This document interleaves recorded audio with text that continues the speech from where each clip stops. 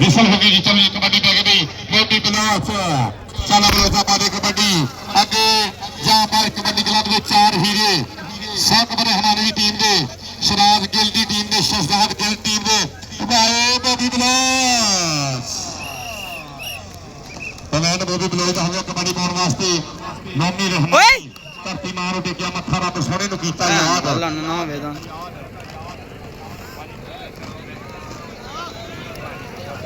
उसे बैठ जा यार एक काले ने खाते हैं। चलो जी कबड्डी रहमानिया के बब्बर शेर जी बल्ले बल्ले बल्ले बल्ले बल्ले बल्ले बहुत शुक्रिया थैंक यू जिंदाबाद चेहरे गुलाम पिया साहब और ताजी खादम हुसैन चेयरमैन साहब तगड़ा पावन करके मेहरबानी शुक्रिया कबड्डी पाने वास्ते फिर इस टाइम मुंडा तैयार बा तैयार 133 मराद की धरती बल्ले बल्ले बल्ले बल्ले बल्ले बल्ले काफी तगड़ा लग गया जोड़ा खिंच लिया लेकिन पवैंड कबड्डी का हो गया पवैंड के 133 मराद खाते भाई उस्ताद हरून जट का कहना कि 122 मराद कमेटी की टीम इधर ट्रैफिक को पहुंचो मेरे हाथ में देख लो इधर पहुंचो भाई इधर पहुंचो जल्दी जल्दी उधर की हो गया मुजम्मल जाती हो सकता एडा तगड़ा जफा मुजम्मल जाती ला सकता हाय हाय हाय लक दवाले बावां ते औखियां हो गई रावां आजा भाई उरा एक बार मुजम्मल जाता स्टेज आ जफा किने लाया स्टेज आ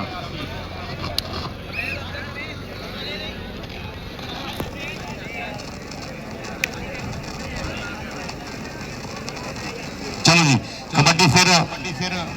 133 मराद बब्बर शेर जी मोरे होया मुंडा हाय हाय हाय हाय टोट दो बाजी तेरे हाथ में जबान के देवा लाज हमारे मापिया दी ठीक हो गया हाँ अब ना थोड़ी सेटिंग कर दो मुंडे वाली यार मुंडे थोड़ी मुजम्मल अपने मुंडे कट्ठे कर वाधू भाल थले यार पिछे बंदे खो तो वाधू मुंडे भाल दे थले बैठो भाई छोटे पुत्र मैं थले थले चल भी कबड्डी पा कबड्डी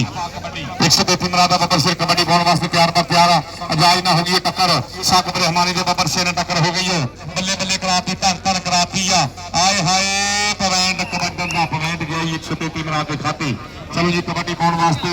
मुंडा क्या पाए कबड्डी क्लब का टीम का बब्बर शेर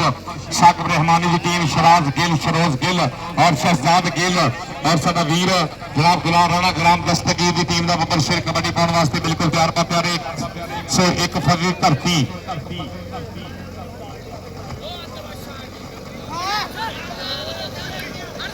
लम्बा दौड़ लम्बा लम्बा लेकिन कबड्डी की हो तो बात नहीं बल्ले बल्ले बल्ले बल्ले बल्ले फोन आ मुंडे ते इकट्ठे कर उधर कर